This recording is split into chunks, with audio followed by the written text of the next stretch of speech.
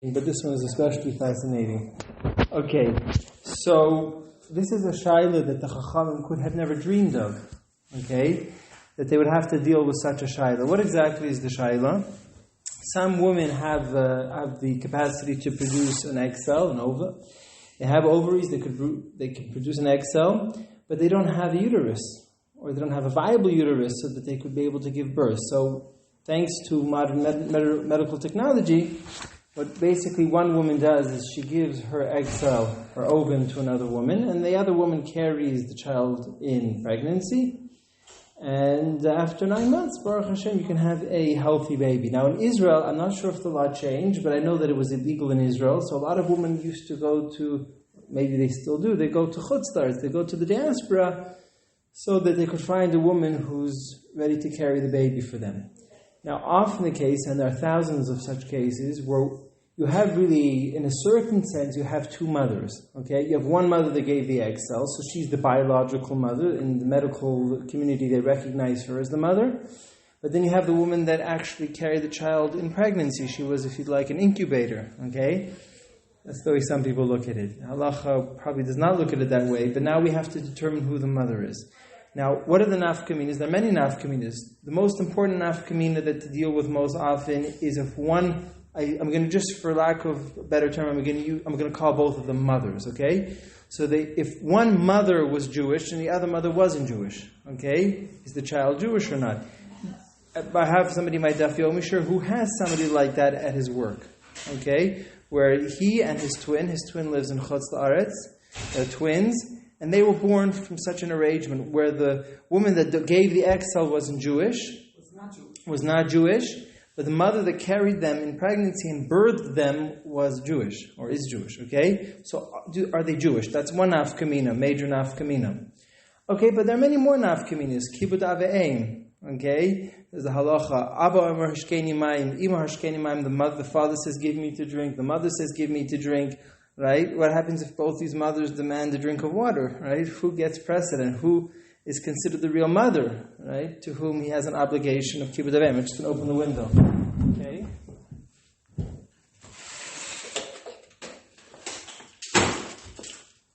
There's another nafkamina, maka. If somebody hits his parent, if somebody bruises his parents, he's chayiv misa. So if he hits one of these mothers, which one of the mothers would invoke a chiyuv misa? Or makal ava v'ima ma'isumas, if he cursed one of these women, with that, which of the two would be considered the mother? Right? So there are many nafkaminas. For example, for arayos, forbidden relations, right? Both of these mothers have additional children, right? Could he marry the daughter? Which one of the two could he take? Is his sister, right? In which case he would not be allowed to marry her. These are all sorts of nafkaminas, but again, the most common nafkamin that they deal with is the child Jewish. If the donor mother was Jewish and the birthing mother wasn't Jewish, or vice versa, that's the question that's most commonly dealt with. There's also some choshev mishpah questions, monetary laws. It was in the newspaper about 20 years ago. The Haifa Basin dealt with it. A couple was getting divorced. A famous case. It was all over the papers. A couple was getting divorced, and they had a fertilized egg sitting in a lab somewhere, and they, want both spouses, wanted the fertilized egg. He provided the sperm, she provided the ovum. So both of them wanted it because it was slated to be sold to a woman in the diaspora. It was worth money, okay? So that's a shayla that they did deal with, okay? You mentioned a couple of about mother and Jewish. Okay, so the father, we already had, this year is a little bit of a sequel to our shiur on artificial insemination. The father, you have the collection of the semen. Right, exactly. So we already gave 3 or 4 shiurim to this, and we already brought in Kuf Tzadi Hey, I actually did put it on the reference sheet, in Kuf Tzadi Hey, the Bach and the Taz quote the Hagos Rabbeinu Peretz, other Achroinim quoted the Mishnah Lamelech, they quote the Hagos Rabbeinu Peretz, where a woman had a minhag that accustomed not to lie in the bed sheet on which a man other than her husband laid on. Okay? Why? Because they were concerned that maybe the other man deposited sperm in the bed sheet and then it would impregnate her. What's the issue? Right? She doesn't know that she became pregnant from the semen on the bed sheet. She thinks she became pregnant from her husband. Right? Now, the real father of the child, nobody knows, but the real father of the child is the man that deposited semen on the bedsheet. Right? And then he might marry the daughter of that man, meaning to say he's going to be marrying his sister. So the concern was that he might marry his sister, not realizing it. If there's no question about who donated the sperm, I think if there's no... Right, so this problem... Right, there's no question about who donated... Yeah, so the question is most of... Correct, exactly. So most Achrayim learn, and that's the Shaila of the Beis Shmuel and the Chalkas Machoik and Siman Aleph and Even Ezra. We saw it when we had the Shiur on artificial insemination.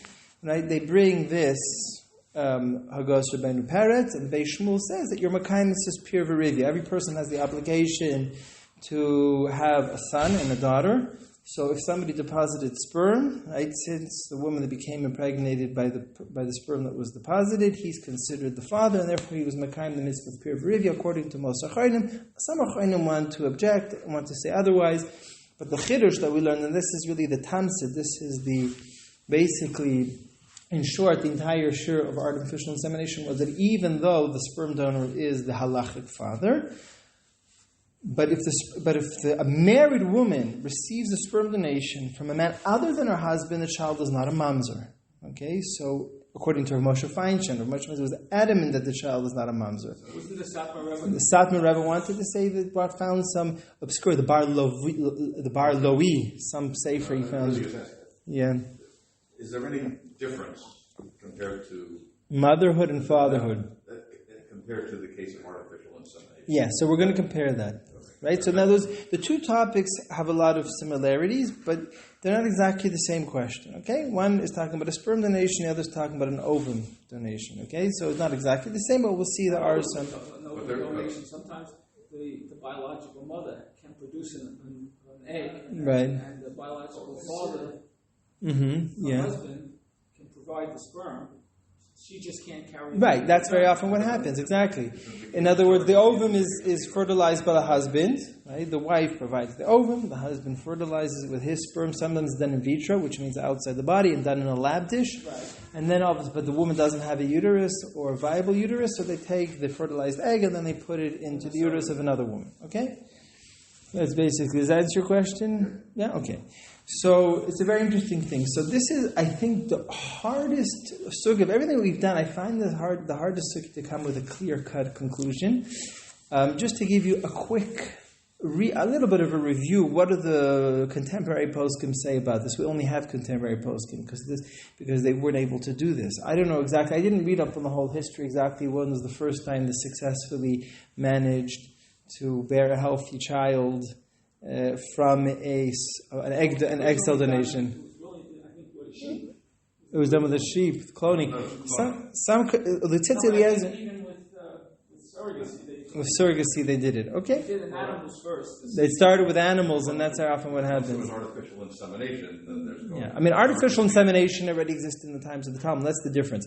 When we gave the Shiur on artificial insemination, we had a wealth of Talmudic sources. In vitro fertilization. In vitro fertilization, then yeah. You have the question of surrogate comes up. Yeah. Surrogacy comes up at the same Surrogacy, yeah, exactly. So in other words, artificial insemination is this Arbra Mambatin. This Arbra Mambatin is already Gemara and Chagiga, Daf Yud Gimel, Daf Yud Daled. In other words, artificial insemination has already existed in the times of the Talmud, but they never had a situation where they can take the egg cell of one woman and implant it into another woman, and then they have to decide who the mother is. So the only thing that we have is really the contemporary poskim based on some precedent set in the Talmud, which we're going to see today. I'm going to slow down the shiur a little bit because I got some requests and say there's too much information in the shiur, so slow down. Okay, so I hope that's okay with those of you who are used to. I'm going to do a little bit. I'm going to try to slow down the pace of the shiur, and I was also asked to give more recaps, to do a sikum every once in a while to recap what we've seen. So we're going to try to do that. So I'll just give you, just to get you a little bit revved up. Which poskim, contemporary poskim, maintain that it's the birthing mother that has the halachic status of the mother? That was the Tzitz Eliezer that we're going to see today. Rabbi Waldenberg, we've mentioned him so many times in our shiurs on abortion and our shiur. Basically, most of the topics we've covered touched on the Tzitz Eliezer. It's very impressive. I think his shut is like 20 volumes or 25 volumes. It's really an encyclopedic work. Okay, I don't know if he was appreciated during his lifetime, but I think after he died, we started to appreciate the enormous contribution that he gave to us in halachic literature, specifically responsa. Okay, so the Tzitzi Eliezer was adamant that it's the birthing mother, which people find surprising because intuitively people think that the mother that gave the egg cell should be the mother again because she's the biological mother and also she gives the genes to the child. The genes of the child is based on the woman that gave the egg cell. But nonetheless, and we'll see why he was adamant, it's the birthing mother, and that's where he passed in. That's where the child passed through the birthing canal, right? That's, you just hit it on the nail. That was also the opinion of Mordechai Eliyahu. He wrote a letter to Machon Pua, the Pua Institute that helps couples with infertility. And the Pua Institute asked of Mordechai Eliyahu, the former chief rabbi, Rishon LeZion, what his opinion was. He also paskin that it's the birthing mother. Okay, not all the poskim agree. Rabbi Meir Brandstorfer from the Eid Hared, he maintains it's the woman that gave the egg cell. That's also the opinion of Rabbi Aaron Lichtenstein, right? Rabbi Yosef, the Rav, Rav Soloveitchik's son-in-law. Very great Talmud Chacham. Somebody told me that when Aaron Lichtenstein came to Rav Yasha Ber as a prospective chassan, so Rav Yasha Ber gave him a feher and said, "What can I feher you on?" So Rav Lichtenstein said, "You can feher me on. You can test me in half of Shas." Oh, so which half? He says, "Whichever one you choose." So Aaron Lichtenstein. Aaron Lichtenstein was a very great Talmud Chacham, a great thinker too, and a great Bal Midos. He was a very humble man. Okay, I don't know if that story is true. It doesn't make a difference if it is or not. He was definitely a great man. He was a Talmud of the Rav, exactly. We just a lot of most stories that float around are either not true or changed. Okay, enhanced or whatever. Okay. Probably you'll get to this, but somebody you said that the answer depending on the woman who carried is the biological mother because the baby passed the birth canal, which of course isn't the case with the C-section. With a C-section, that's a billion shilas, and as if a woman gives birth by C-section, she's still considered the mother, presumably. So you see, going through the birth. Let me just repeat your point for the remote listeners. You made a very nice point. He says that often, especially today, women give birth by cesarean. The Rambam, interestingly enough, my Rosh Hashiva, Rav Oizer, told me this Rambam. I haven't found it yet. I'm sure anybody that has a good search engine could find it. But the Rambam said that cesarean, which was called Yotze Doifen, he says, Halacha v'lo l'maisa, because it can never happen. That's what the Rambam said. And it's almost comical because today it's a very common phenomenon where women give birth. Cesarean child, for example, doesn't get a pigeon of ben. Right, there's no pinya ben for cesarean. Of course, yeah. He's also not, if he's the Bukhari, he's not Zocha to Pishnayim. Oh no, there, I'm not so sure, I don't remember. There's a Gemara Bukhari, I don't remember. I think he's not Zocha to Pishnayim. I don't remember. I don't know, he's not Zocha to Pishnayim because this is Peterechem. And cesarean is not Peterechem. He didn't open up the womb, as it were. Okay, so he wasn't the first one out of the womb. Okay, but, so you see, and then you have, which I thought was very convincing, I believed convincingly that both of them have the status of mother. Okay, Rabbi Bleich suggested that. Okay, Rabbi Bleich is an excellent article from YU. So Rabbi Bleich maintains that there's a real possibility that both of them are the mothers. And I just saw last night that a posuk wanted to suggest that neither of the two are mothers, right? Which means that there's a total of four. There's every possibility that there could be, right? Either just the birthing mother, or just the donor mother, or both, or none. Okay, that neither of them, I don't find that I don't find that position convincing. Yeah, that's the least likely. But I did see that somebody suggested it would be the posuk's name was Aviad. What's the name? I don't remember the name, but a posuk wanted to see this. A miraculous birth. Somebody gave birth. Somebody gave birth, exactly. So, anyways, there's a popular. I'd like to preface the share with. I remember I learned this shud in the night when I was learning Hilchos Nidon Kolel. So I was learning the sugya. This was actually Mordechai Eliyahu's Kolel. That's where I have my smicha from. So I was learning the sugya of B'dika Shveferes. There's a rare phenomena where a woman could menstruate because of intercourse. Now, the intercourse will cause her to menstruate, and a woman like that is in big trouble. Okay, because then she can never have intercourse with a man. So the Gemara talks about a B'dika Shveferes, where basically put a tube. You basically insert a tube into the birthing canal, made from lead, and then you take basically, for all intents and purposes, a Q-tip, Okay, basically a metal tip with some cotton, with some material at the end, and then you take the Q-tip, I'm calling it a Q-tip for lack of a better term, and you'd stick it through the tube, right, and then you check the tip, and if the tip is red, that means to say that somehow entry into that canal initiates menstruating, okay? So anyways, there was a Talmud of the Noida Yehuda, okay, I forgot his name, but he was a chashav, a rav. He wasn't a nobody.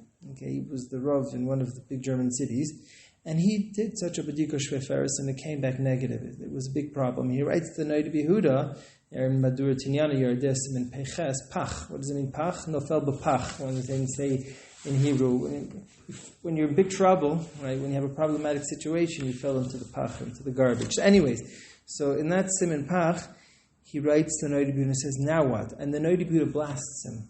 He gives him seething criticism. I didn't copy the whole tshuva, but I just took 2.5 lines, which basically captures the criticism of the Noida Yehuda. You better be careful with your spirit. I mean to say with your midas, with your character. You shouldn't jump and paskin in these matters. I built hadar. These complicated questions have to be dealt with exclusively by the Godele Hadar, the great scholars of the generation. You have shilas of basar, of achalav, things that happen all the time, and shilas the place can deal with day in and day out, so that's fine, you can deal with that. But these shilas that only come up seldomly and are complicated, this is the exclusive domain of the Godele Hadar.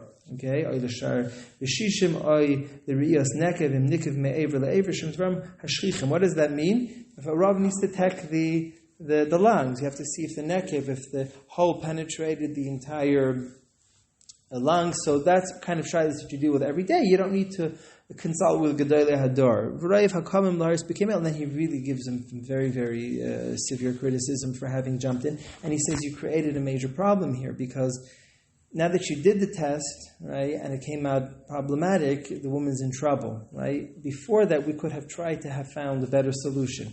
So I'm saying that this is what the Noida Yehuda said about a shayla like B'dika Shveferis, even though there are Gemaras about it. There's an entire siman of Shulchan Aruch Kuf Pei Zayin in Yeridea, an extensive siman that deals with the shayla, and yet the Noida Yehuda considered it inappropriate for somebody that didn't fit the caliber of one of the Gedolei Hadar to deal with it. You consider that inappropriate. So shayla like this, right, where we have no Gemara, we have no Shulchan Aruch, we have very little to base ourselves on, and there are some major implications. It defines whether somebody's Jewish or whether somebody's not Jewish. Certainly, I think the Noida Yehuda would also say that only the Gedolei Hadar should deal with it. And in fact, it's not off, right? I saw my sentiment about this whole shayla was with the Noida Yehuda, based on what I felt from this Noida Yehuda. I felt that the words of the Noida Yehuda are definitely applicable in this case too. And I wasn't surprised, or I was happy to find that the Shut HaRavaz. Now the Shut HaRavaz, he lived about 100 years ago. The Shut HaRavaz was B'tzal Safran.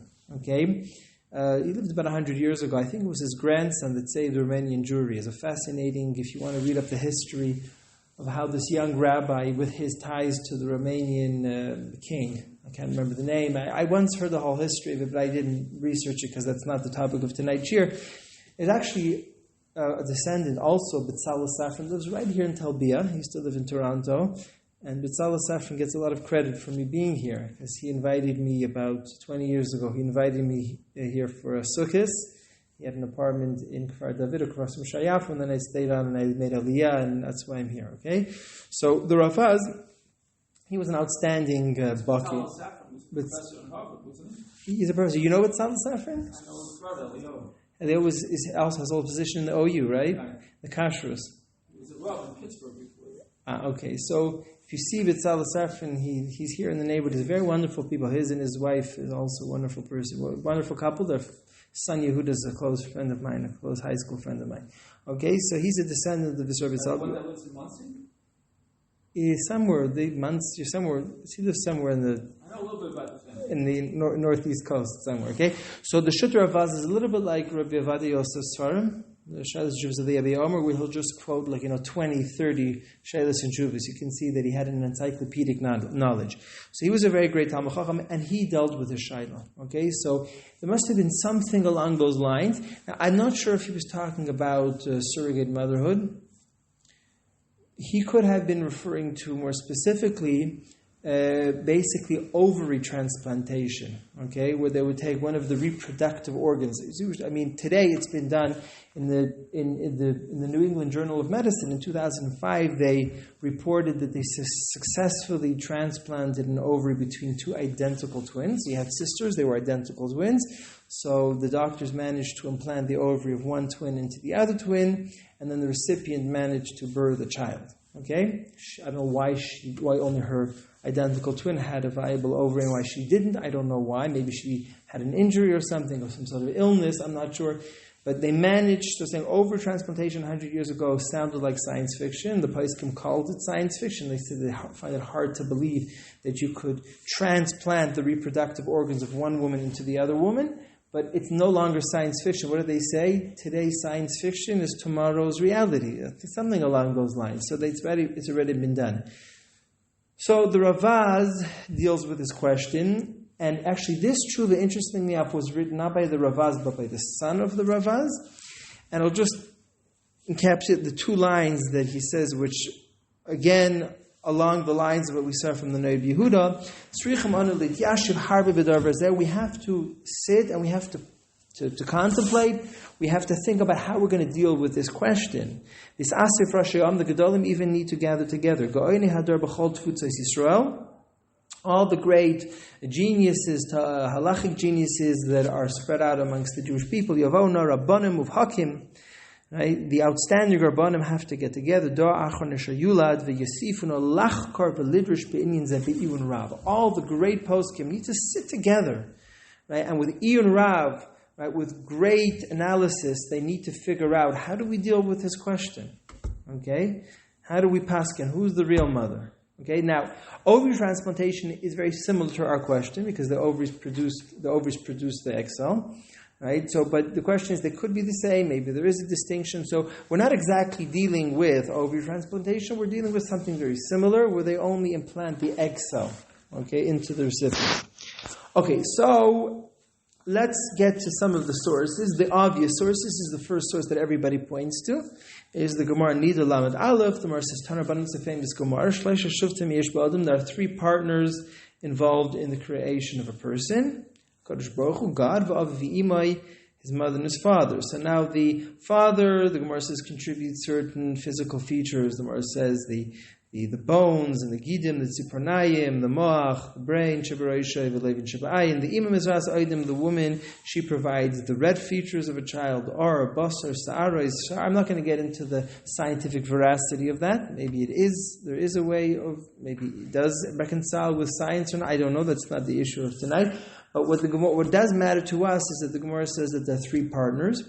The Hashem gives the neshama, the soul, the spiritual reality of the person, and the mother and the father each contribute to some of the physical makeup of the person. Okay, so now certainly, if you wanted to say of the two mothers, who gave the physical features? Obviously, the donor mother, the mother that gave the egg cell. In fact, the child will have the genes of the mother that gave the egg cell. If the Gemara had to ask which woman is mazrat at oidim, it would certainly be the woman that gave the egg cell. So some people off the bat wanted to say, there you go, based on this Gemara, we should assume that the mother that gave the egg cell is the mother. Although the proof could be very easily deflected for obvious reasons. The halachic mother and the biological mother are not mutually exclusive. We don't always regard the biological mother as the halachic mother. What's the most famous case? A ger, a convert. If somebody converts to Judaism, and there was a side, ger shenizgar kakatan shenayladami. If a non-Jew becomes Jewish, he's born again.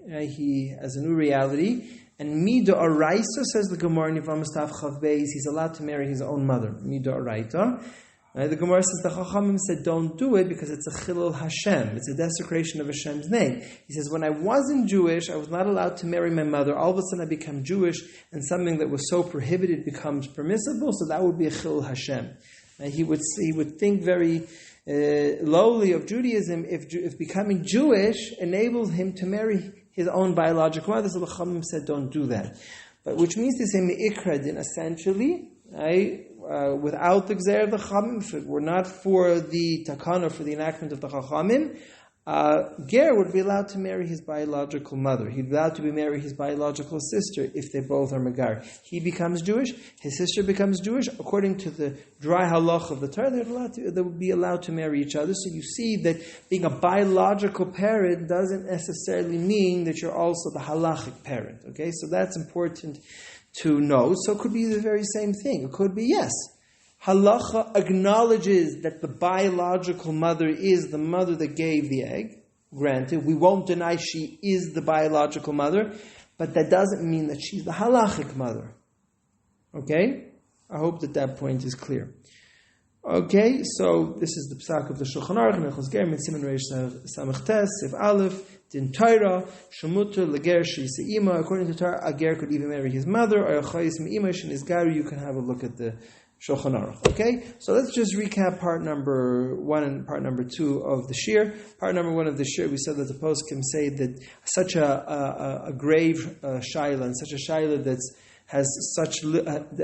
is so hard to determine because of the lack of halachic precedent, should only be determined by the Gedolim. And part number 2 of the Shiur basically is that yes, that biological mother is the mother that donated the egg, but we've seen that being a biological parent doesn't necessarily mean that that is the halachic parent. Okay, so that's part number 1, part number 2 of the Shiur.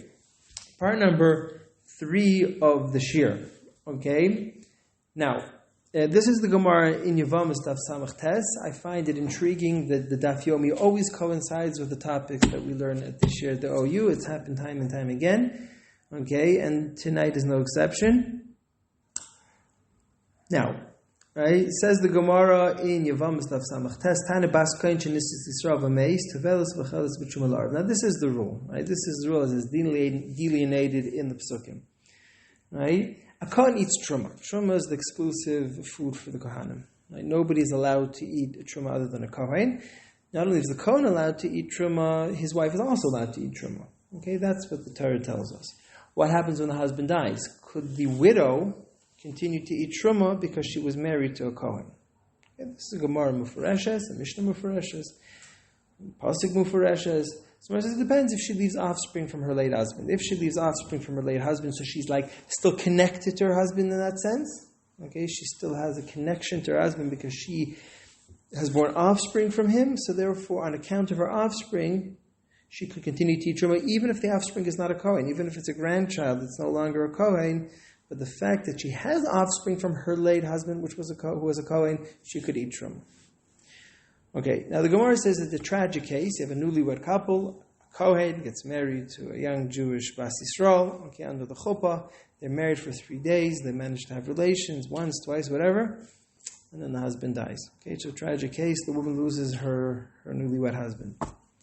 Okay, so question, could she eat Truma or not? So she doesn't have, right, so after the baby's born, very good, so after the baby's born, she can, what if she's a Bas Kohen?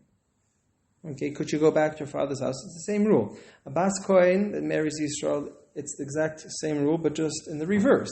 Right? If you have a Bas Kohen, she comes, her father's a Kohen. Could you go back to her father to eat Truma? It depends. If she still has offspring from a Yisrael, she can't go back to her father's house. So the question is, the Gemara says that she can eat Truma. She can start eating Truma. Why? Because she doesn't have any offspring from Yisrael. She's a Bas Kohen. She doesn't have offspring from Yisrael. She can start to eat she can go back to her father's house to eat Truma. So the Gemara asks, maybe she's pregnant. So Gemara says, no, until 40 days, we don't regard her as pregnant. Okay, so this is the famous Yisod. We talked about it in our Shiur of abortion. Right? The Ben Ish Chai and some other poskim want to say that there's no issue of abortion until 40 days. Right? Because the first 40 days, she's not regarded as being pregnant. Why? Because the Gemara says the fertilized egg or the fertilized egg, I don't know if it's called a fetus yet or not, but at that stage it's called Maya Ba'alma. It's like it's water. Okay? So again, as I mentioned, the fact that the Torah regards the fetus, if you'd like, for the first 40 days as being nothing more than water. Okay, I remember when we had the Shiur on abortion, we had a fellow here who objected. He says, how could you call that water? Right? It has the capacity for life. It could turn into a human being. Okay, so I said the Gemara doesn't mean that it's literally like water. Right? The Gemara says that it meant for From many halachic perspectives, we regard the fertilized egg or fetus, however you want to call it, we regard it as water. Okay? So one halachic implication, according to many poskim, is that you can perform an abortion for the first 40 days after fertilization. Again, if there's any justified reason, otherwise you shouldn't do it because it's still wasting seed. It's baltashches, according to the Aruch LaNer and Nid Yud Gimel. Okay? So you shouldn't do it needlessly, but if there's any reason that a woman needs an abortion, right? Even if it's not pikuach nefesh, even if it's not life-threatening, you can perform an abortion for the first 40 days after fertilization. And the other nafkamina is that even if she has a fertilized egg in her uterus from a Yisrael, she can continue to eat truma for the first 40 days. Okay? That's the psak of the Rambam and Hilchos Truma Pereches Halacha Gimel. Not that, there's even a shail of dinim amanis. The Gemara Bava Basra Kuf Mem Beis, we talked about this also in our last year on abortion.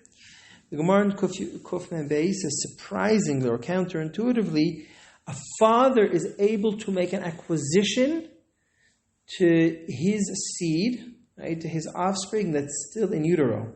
And he can make an acquisition. He can say, look, I own this piece of property. I'd like to make an acquisition of this property to my child that's still inside the uterus of his mother. Okay? The child has a kinyan. The fetus can make an acquisition. In fact, if you recall in our shiur of abortion, we said one of the reasons why it's forbidden to perform an abortion, according to some, is because the fetus has monetary rights. Even if he's not a nefesh, but surprisingly, despite not being a nefesh, he still has monetary rights. So we said, in as much that he has a right of ownership, he also has the right not to die. Right? The right to live is no less than the right to ownership. Okay, we objected to that, whether that's a good svar or not. Comes along the Ritva. If we should look at really the Shitu Mekubetzis, number 9 in the reference sheet, where there was such a story, believe it or not, where a father got up and said, I'd like to make an acquisition to my offspring that's still in utero, but it was still within the first 40 days after fertilization.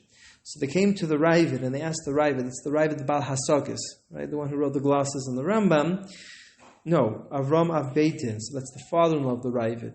The Ravid who wrote the Hasagos, who wrote the glosses on the Rambam, had a father-in-law who was also called the Ravid. It was called the Rav Av Bezdin.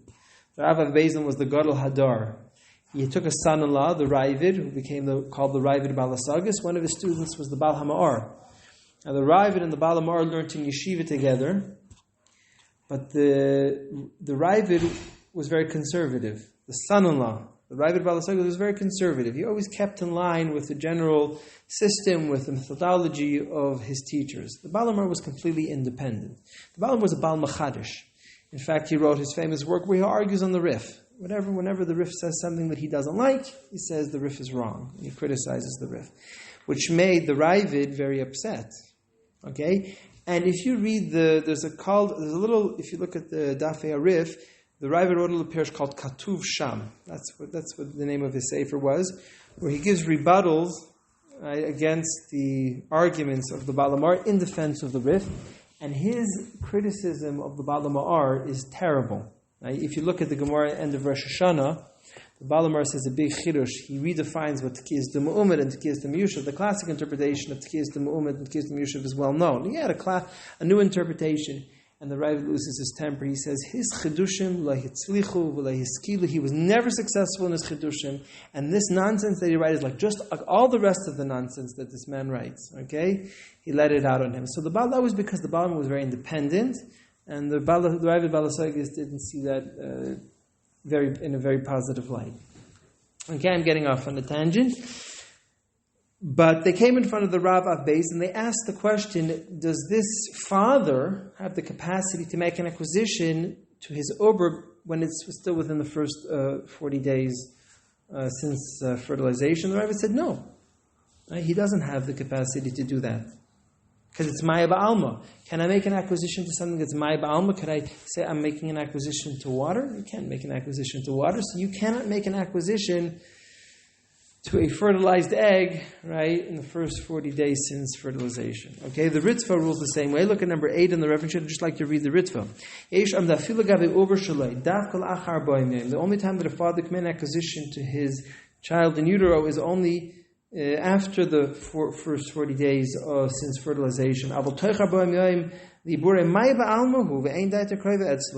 there's no Gemiras Das.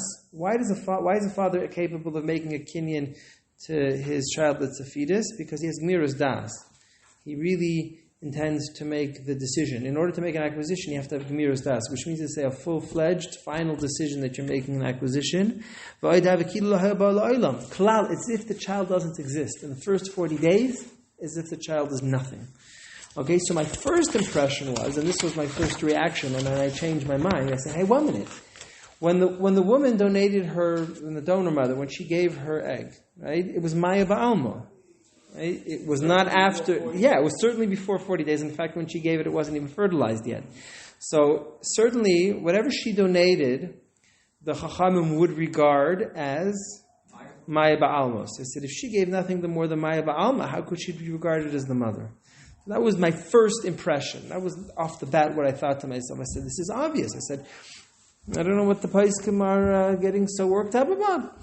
Right? The donor mother gave something which is nothing more than Maya Ba'alma. Why should it be regarded as the mother? But then I thought to myself, well, listen, the father is regarded as a father even though when he deposited his sperm in vitro or with intercourse, that makes no difference. The father has the status of a father even though when he did his act, right, whatever he donated is also Maya Ba'alma. The sperm is also Maya Ba'alma. A fertilized egg is Maya Ba'alma, is nothing more than water, and sperm cells are Maya Ba'alma, right? Because a fertilized egg cannot be worse than the actual sperm. So if you look at a fertilized egg as Maya Ba'alma, you certainly look at sperm as Maya Ba'alma, correct? I think that's pretty obvious. And you still regard him as the father, right? So I went back and forth. I'm not sure about it. I'm still contemplating it. I wake up in the morning and I'm thinking about it. Okay, I will go to sleep at night and I'm thinking about it. I'm not sure how to look at it. Because again, let's hang on to this point for a while because we're going to see the differences between defining fatherhood and defining motherhood. That's going to be one of the central topics of the Shiur. I think that relates to your question, Michael. How do we define fatherhood? How do we define motherhood? Is there any fundamental difference between the two definitions? Okay? But anyways, I'm leaving this as food for thought, okay? Just to bear in mind, right, that whatever the donor mother gave, at least at that point in time, is called Maya Ba'alma. The question is when the sperm cell or the fertilized sperm cell graduates and becomes something more than Maya Ba'alma, when it already gets to the stage of birth, then you say, hey, retroactively, right, maybe you can now look at the mother as being their mother. In a normal pregnancy. In a normal pregnancy, exactly. Right, with motherhood, we'll see that there's a strong case to be made that a woman assumes the definition of being a mother by birthing the child. And when she births the child, it's not Maya Ba'alma anymore. So a woman could be regarded as a mother on account of her birthing. Actually giving birth. Actually giving birth, yeah. Or via cesarean, as Michael pointed out, right? Which is actually a very nice point. In the future, it's going to get harder because in the future, there'll be the possibility of having a baby brought to term without being inside the physical body of a woman. I mean, they say they'd actually be able to create a child in vitro. They'll make an artificial womb. An artificial womb, and then they'll... Kids are, babies are born earlier and earlier, but at some point, Right, so let me repeat Michael's point. He's saying if we ever get to the point, and it's likely that we will, right? Because everything, They can now have survival premature children in incubators. That are like 14 weeks. I don't know if it's that early. 20 weeks for sure. 20 weeks for sure. Yeah. And so as that moves back. As that moves back, perhaps we can already. Yeah. So basically, what Michael is pointing out, if we ever get to the point. Is the camera? It looks like the camera is... It was on before. Oh, no, because the camera turned. Michael... Oh, no, that's good. I just thought the camera turned. Yeah, the camera turned back. Okay. So, basically, what was I saying? Yeah. So let me repeat Michael's point, right? If and when we get to the point where they can actually fertilize the egg in vitro, and then they can actually create some sort of artificial uterus to sustain the child from fertilization, and then you can create a child, right, without ever being inside the womb of a woman at all, right? So then you'd really have a problem. You wouldn't have a mother altogether, right? Could you really, or you'd have to, or the mother gave the egg. Biological material Defines motherhood, exactly. Okay? Imagine saying somebody who doesn't have a mother. Right. Maybe not a lot. Yeah. Now this is a proof. This is my own proof. It's my original proof. It's not a rock solid proof, and none of the proofs are really that rock solid. Okay, that's why most poskim will basically say Sul Chumrah means don't marry the daughter of either mother, because you have to be choshesh. You have to suspect that both of these. Well, that's the case when they consider both mothers. Which means they say l'chumrah will consider both of them mothers. Which means to say they make them do a gir l'chumrah. Means to say if the donor mother isn't Jewish, or if the birthing mother isn't Jewish, they make them do a gir. They make them go through a conversion l'chumrah. They won't be allowed. They shouldn't curse either mothers. You shouldn't bruise either mothers.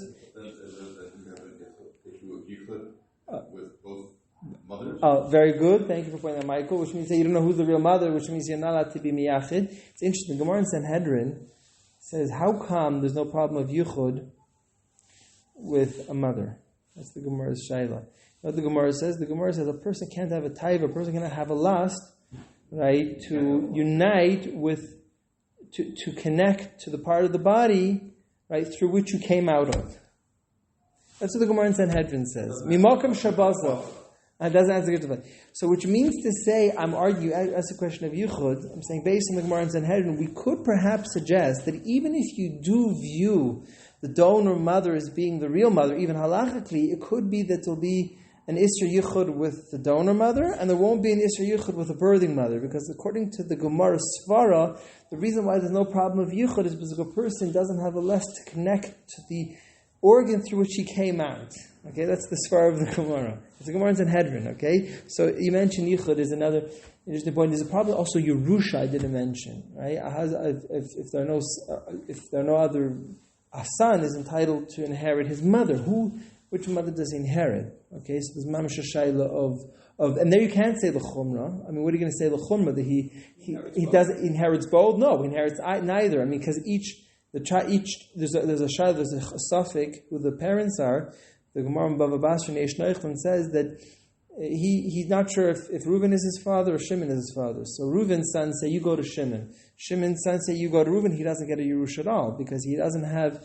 In order to take a share away from the sons of Reuven or to take a share away from the sons of Shimon, he has to come with solid proof. He has to prove that he's a brother, which would mean that he wouldn't be able to get a Yerush from either mother if you consider it a Savik.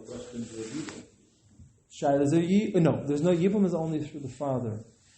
Right? Yibum is only performed through paternal brothers. You never do Yibum through maternal brothers. Although there are shilas of Yibum, if you have a co-wife that's a maternal brother, then there's no Yibum. So again, you get into shilas of Yibum. But again, that relates to the general shaila is who are the siblings? Is it the children of this mother or that mother? That relates to that question, okay?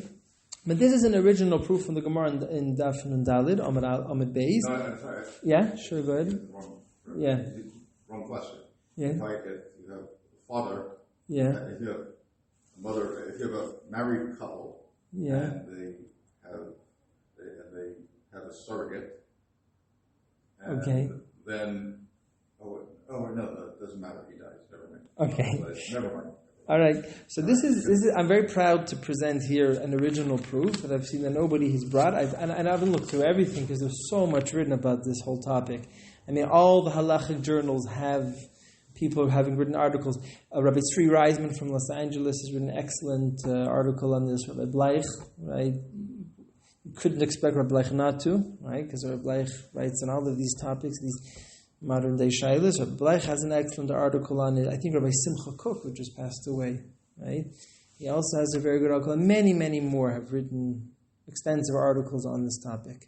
Dr. Edward Reichman from YU has a very nice article, also printed in the Tradition Periodical, which is an excellent journal. I mean, the Tradition Periodical is just a fantastic journal. Okay, so anyways, so number 10, but thus far I haven't seen anybody that brought this proof. It's not a solid proof, but I think it's an interesting proof nonetheless.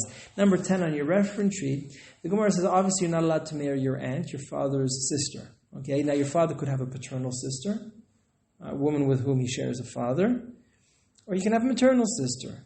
Okay? So the Gemara says that you needed distinct scriptural sources to tell me that you're not allowed to marry your father's paternal sister, and also that you're not allowed to marry your father's maternal sister. Both ends are prohibited relations. Okay?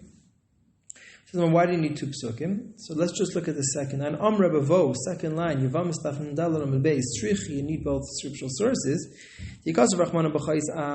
If the Torah only told me that I'm allowed to marry my father's paternal sister, the yichus, your definition of being a kohen or a Levi or Yisrael is always defined by your father. Okay, the yichus, Jewish, whether you're Jewish or not, is defined by the mother, but your yichus, whether you're a kohen, a Levi, whatever have you, that's always defined by the father. So I would think so. Therefore, being a paternal sister is more significant because you share a father, and a father confers the yichus. Okay.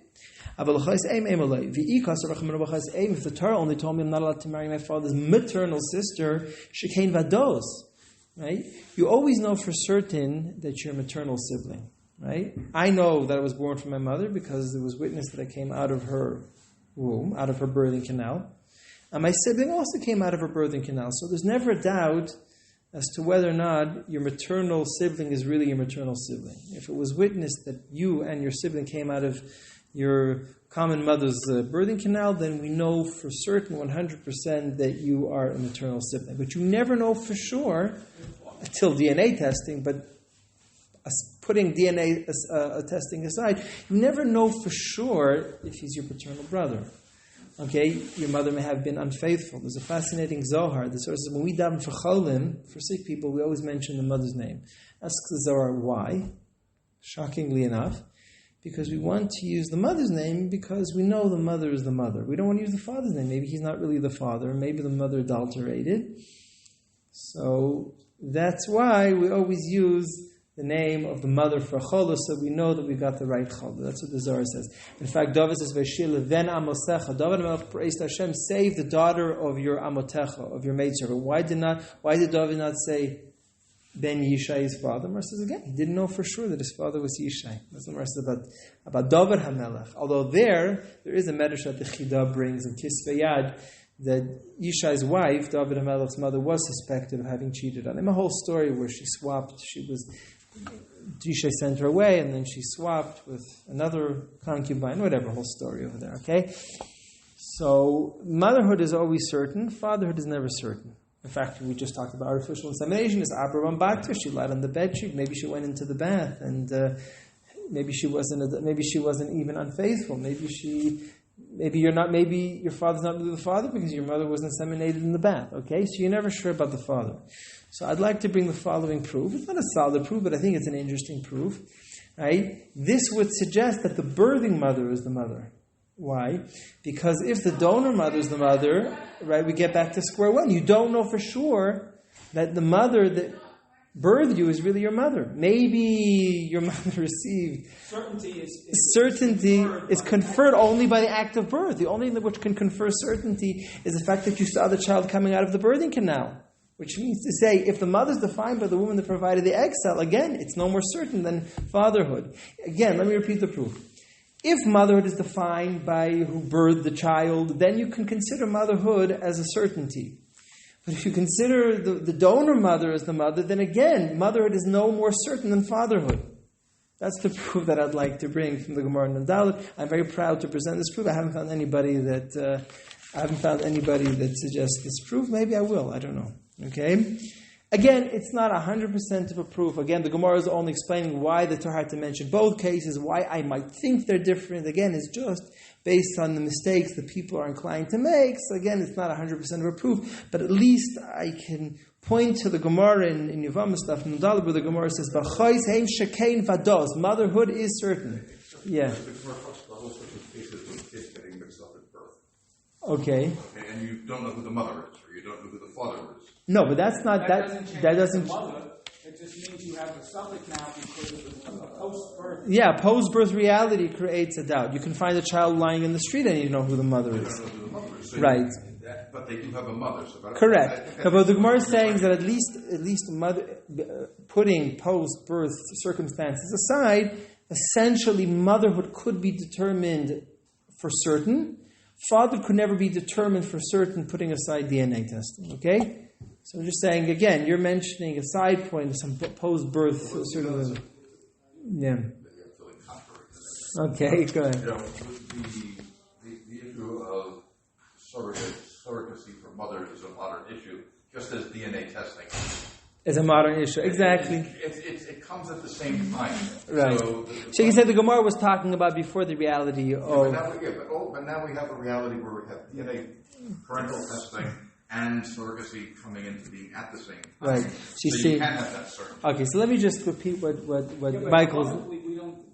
Medical advances don't necessarily change halachic, considerations. They don't necessarily do or not. They don't do. If you're giving, yeah, so let me just repeat Michael's point. Michael's point is saying is that the Gemara considered father to not be certain. Why did the Gemara? What about DNA testing? The Gemara was talking about the reality before DNA testing. So the Gemara said that motherhood is for certain. The Gemara was talking about before the reality of surrogate motherhood. Again, I accept your point. It's true. It's not 100% a solid proof.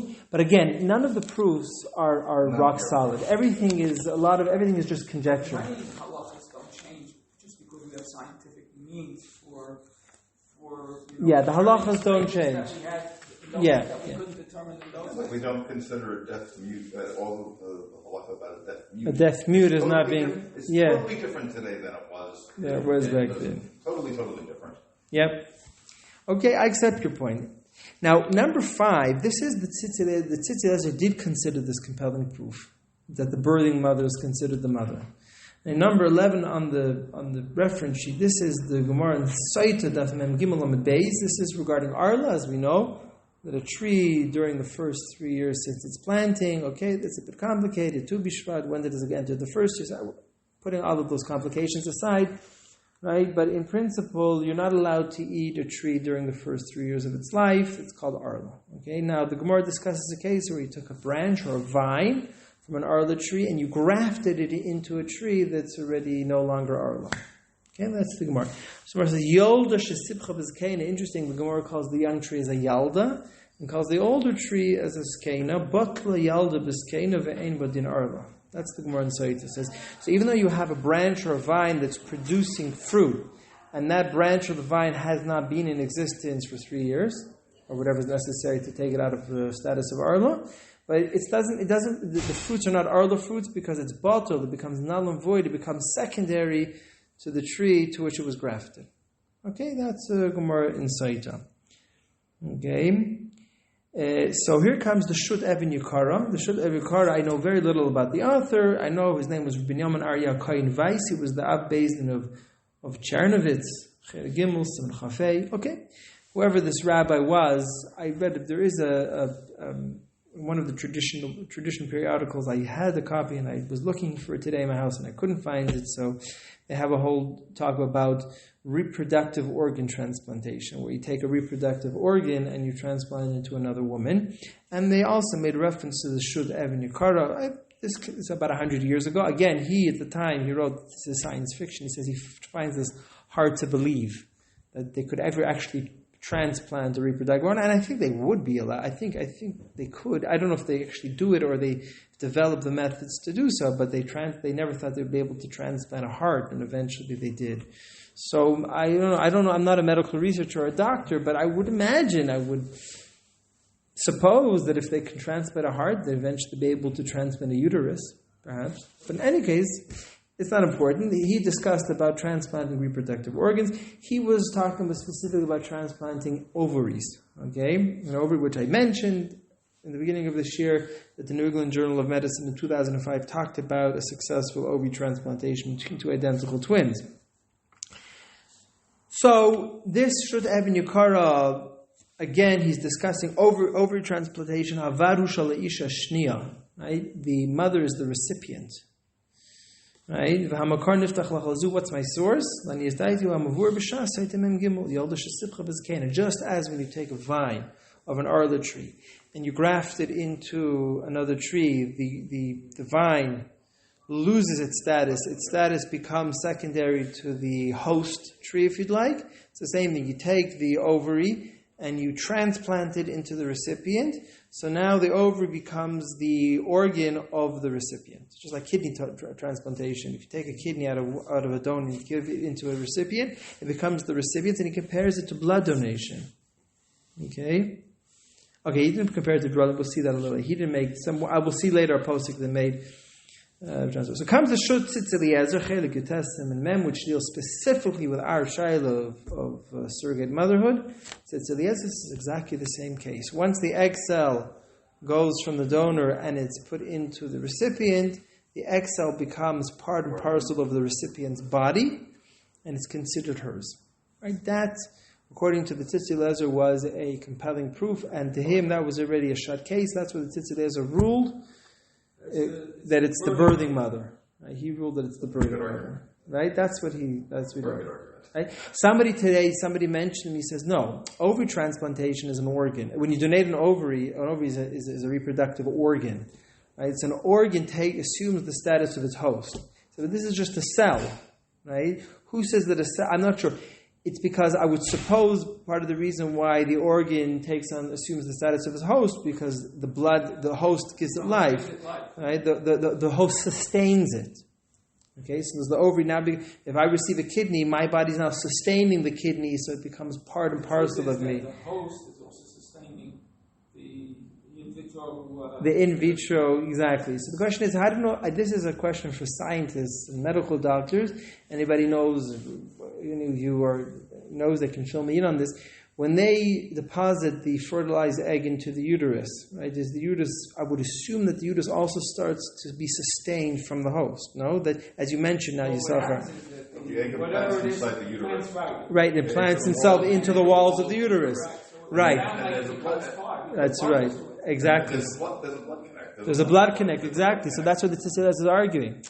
In other words, the recipient, the mother who's the recipient of the ovum, of the egg cell, is her body that sustains it, and it's like an organ. It's like no different than an ovary. It becomes part and parcel of her. And this was what the Tzitz Eliezer considered the most compelling proof, and he ruled affirmatively that the birthing mother is the mother for this reason. Okay? Especially considering what we saw before, that for the first 40 days, it's Maya Ba'alma, right? Which means to say that she, if you'd like, graduated this entity from being Maya Ba'alma into being a viable fetus and then eventually a baby. Okay, so it's a pretty convincing argument. Some people wanted to say that, some people didn't agree with the argument. They said, no, that's nothing to do with Yichus. He says, Arla, right, is not a din of Yichus. Right? Arla is dependent on what sustains the tree, what gives the tree its life. But when it comes to yichus, you look at the source. Okay, it's something to contemplate. You take a similar analogy for a counter example. Yeah. If you graft two different species together. Oh, very nice. Right, that now. It's a problem. Beautiful. So, in fact, it's almost an opposite. It's the same exact thing coming with a different answer. Right. So, very good. So, Michael just raised the issue of grafting two different species, kilayim. So, I brought the Chasam Sofer and Sukkah. I didn't really need to bring it. He's not critical for the understanding of our topic tonight, but I'm an Einokol of the Chasam Sofer, a descendant, and it's something that I think would be of interest to people. The Chasam Sofer was dealing with a shayla that was becoming common at the time where they were grafting Esther trees with lemon trees. Now, what happened is that they testified that almost all the Esther trees in Eretz Yisrael were grafted with lemon trees. Okay, there was a strong ulterior motive. There was an incentive to graft the Esther tree with a lemon tree because the lemon tree is much more viable. It's a much stronger tree. It's not as therefore. So some places wanted to say that a grafted esrog is a kosher esrog. Okay, but the Chasam Sofer again brought this Gemara and Seidim Mem Gimel about grafting a vine or a branch, right? Arla, and he said, since even if you take, let's say, a esrog tree, take a branch of an esrog tree, and you graft it onto a lemon tree, he says that whatever fruits are produced are considered lemons. Okay? Question: what if it was the other way around? If you took a lemon branch and you grafted it onto an esrog tree, right? What would the Chasam Sofer hold in that case? Okay?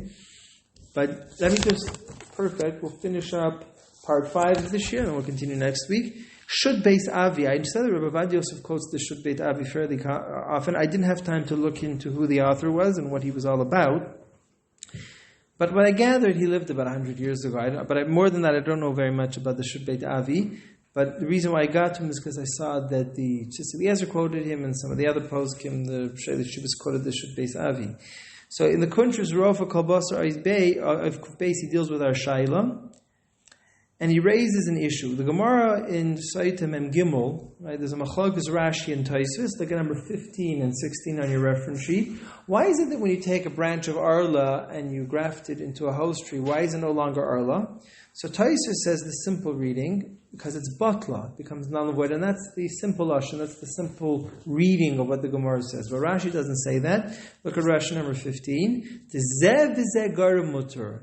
When a fruit comes out of the vine or the branch, it's considered zev v'zeh garim. There are two causes as to why the fruit came out. Number one, because of the host, and also because of the branch. So Rashi says, we rule zev v'zeh garim is muter. If you have a problematic reality, and a reality that's not problematic, and they both caused a third reality to come into existence, which could not have come into existence without the combined cooperation of the two causes. Zev is a mutter, we hold that it's okay. That would knock out Kalayim. That would knock out Kalayim, yeah. You have a Farish Pasuk that you put two together. The resulting thing, Kalayim is different. Kalayim has its own set of rules. But when it comes to Arla, Rashi says Zev is a mutter. So came along some poskim and say, very nice, you want to bring a proof from the Gemara inside Mem Gimel about grafting a shiur. According to Tosfos, you're right. Right? Whatever is grafted or whatever is transplanted becomes null and void to the host. Fine, so now you have a proof that the ovum becomes null and void to the birthing mother. Fine, that's good. But what about according to Rashi? Rashi says the reason is Zev is a gairim. Here, this mother was a gairim and that mother was gairim. You have two mothers that were gairim. There were two women that caused this child to be able to be born into existence. So who says that you can just ignore one mother and ignore the other mother?